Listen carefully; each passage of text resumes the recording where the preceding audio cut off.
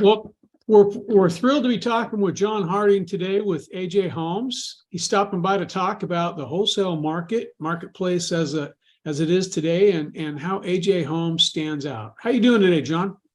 I'm doing great, Kelly. How are you? I'm doing fantastic, trying to stay out of the heat, trying to keep myself hydrated. I know you're up in Kansas City area or Kansas area, so I'm sure you'll like this. You know, I'm a big Charger fan. I don't know if that you could see that. Oh, yeah. So, a fun side story. Back in 2018, my two sons and I were up in Kansas City for a Thursday night game against the Chiefs. Yeah. One of the most How'd that turn out? We won in the last seconds of the game, went for a 2-point conversion to win the game. Okay. I remember that game. Yeah. That was a heartbreaker for us. Yeah, that was thrilling for us. We were right in the end zone where they threw the touchdown right in front of us. So Nice. pretty exciting for me and my two boys. So every year we go to games. So that was where we went that year. So anyway, but Kansas City certainly has the Chargers number. So yeah, can't take anything away from them. So anyway, we'll jump right to it. Can you provide an overview of your company and the services that you offer within the real estate market? How's that work in the marketplace today? Yeah. So wholesaling basically just means that we find sellers who are looking to sell their house. And either the house is what we call distressed, meaning it needs repairs, sometimes significant repairs, or sometimes it just needs some updates. Maybe it's a little dated, looks like you're stepped back into 1972 or something like that. Or sometimes the house is just fine, but the sellers themselves are in a distressed situation. Maybe they're going through a divorce and they need to sell the house quickly. Maybe they inherited the property from a loved one who's passed on, and they just want to be done with the property. So we negotiate a purchase agreement that helps solve whatever problem they're trying to solve by selling their house. And then we find an end buyer, maybe a rehabber or landlord, and we sell that purchase agreement to that end buyer for a fee. Oh, got it. Interesting. All right. That's not your retail real estate, I guess. That's why not retail real estate. No, definitely not. not. Okay. Now, how do you go about finding these distressed homes or distressed sellers? I guess you could call it one and the same. Yeah. So there's actually a lot of ways to find them. There are companies out there that have built their business on data.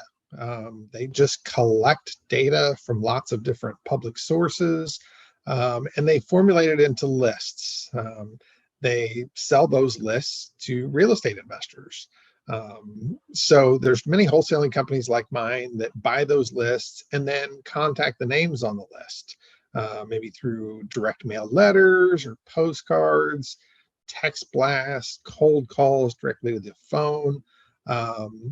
And then some wholesalers will advertise on the radio, TV, Facebook, Google. I'm sure you've heard lots of advertisements in some form or fashion saying, "We buy houses, we buy houses." Those are probably wholesalers. They may be an end buyer advertising for themselves, but typically that's a wholesaler. But the problem with all those methods is they are expensive and they don't always get a lot of results. So I kind of take a different approach. I actually network with other wholesalers and real estate agents. Interesting. So real estate agents and wholesalers aren't really your competitors. So you actually, why would you work with them? They are or they're not your competitors? I'm a little confused by that. Yeah, so some wholesalers, some real estate agents, both see my company as a competitor, but not all of them do. So many of the wholesalers in the Kansas City market, or really any market, they're kind of new to wholesaling. It's kind of the the entry point into real estate investing. A lot of investors who really want to be rehabbers or landlords, they start out as wholesalers.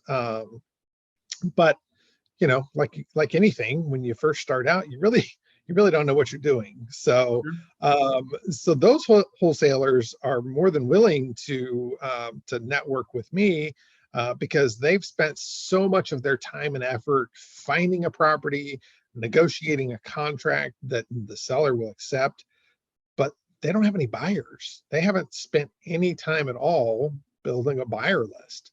So I have a very large buyers list, and I know exactly what my buyers are looking for. So as long as the contract they've negotiated makes sense, I can find a buyer for it. Now, as for real estate agents, they generally fall into two categories. Investor friendly is one term, or investor experienced, or they're really not. So the experienced ones, they know how to analyze a distressed property just like an investor. Many of them are actually investors themselves. So they know how to price a house appropriately, and often have a network of other investors they contact when they have a house they either can't or don't want to purchase themselves. So those houses often don't even get listed on the MLS because the agent knows what it'll sell for and who the buyers are. So I'm part of a lot of those, part of that network for a lot of those real estate agents. Now, on the flip side, the inexperienced realtors, they frequently don't know how to analyze a property or price it appropriately. So they usually will list it on the MLS, because that's what they've been taught, is the MLS is the best way to get the most exposure for your property and get the best price. And sometimes that works on investment properties, or these distressed properties. But if it's priced too high, most investors won't even bother trying to negotiate with the agent.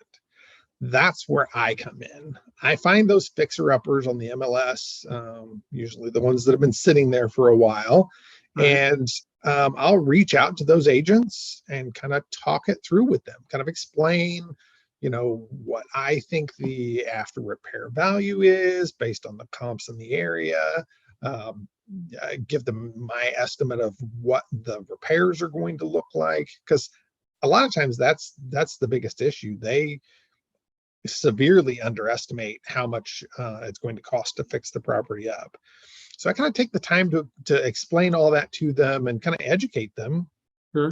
And then typically I'll submit an offer after I've kind of educated them, and it usually gets rejected. But I stay in contact with those agents until they either sell it on their own or they realize that my offer is probably the best they're going to get. So not so bad. Okay. yeah.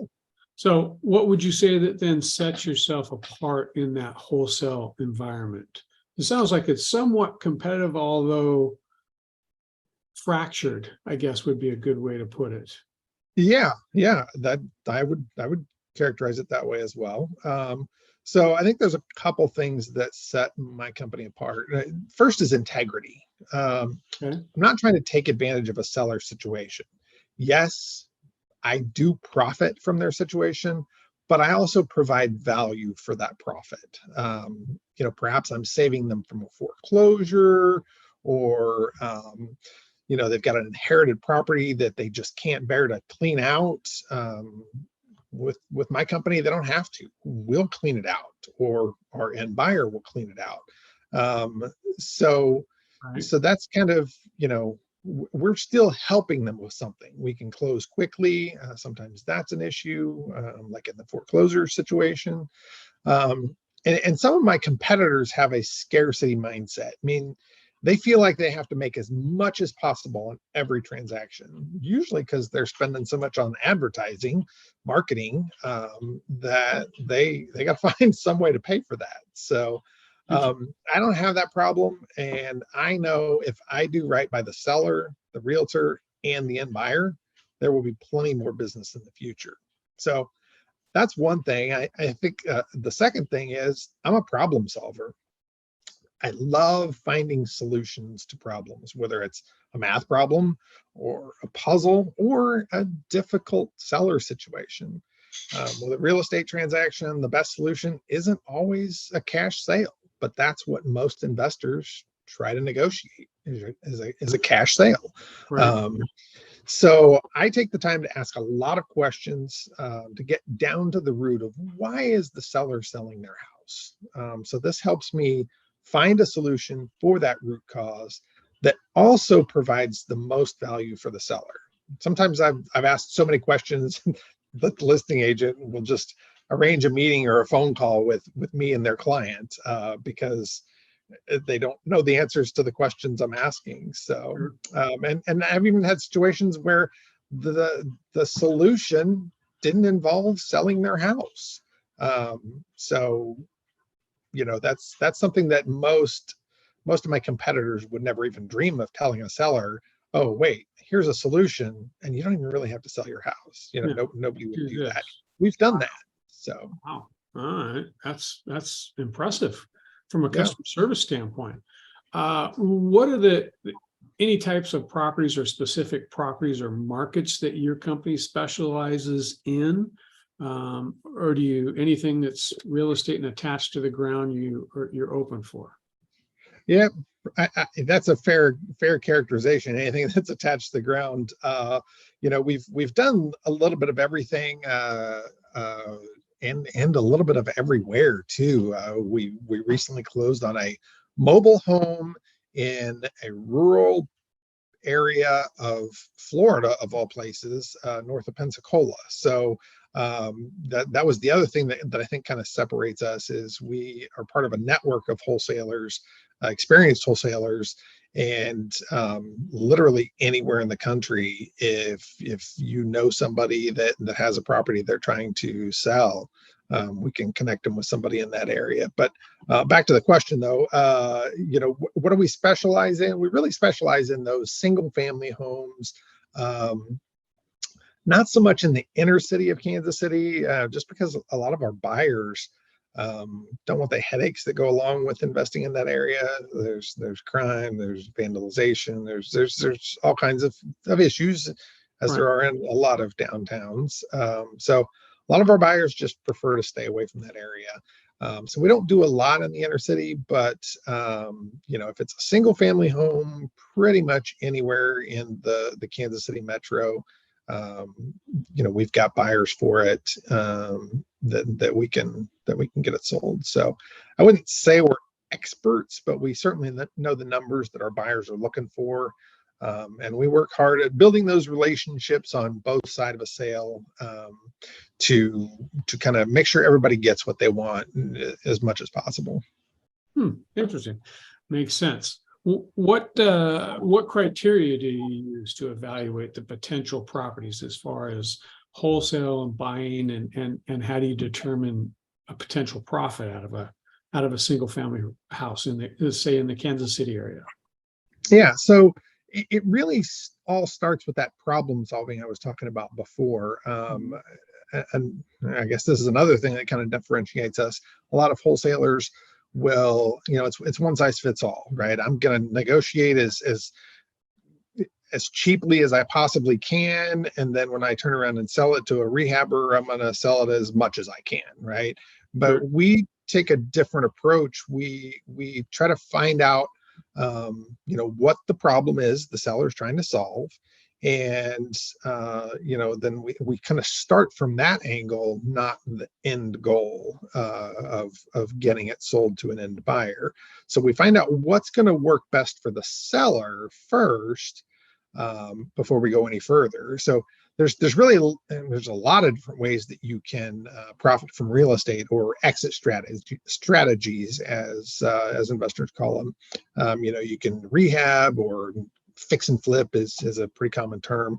You can hold it as a long-term rental, or mid-term rental, short-term rental, like an Airbnb.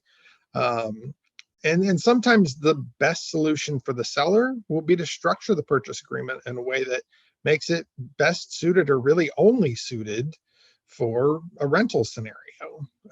So we know what makes it attractive to our rental buyers. we structure that purchase agreement to provide the most value to the seller and still make it beneficial for the buyer. Huh, makes sense. Makes sense. Okay.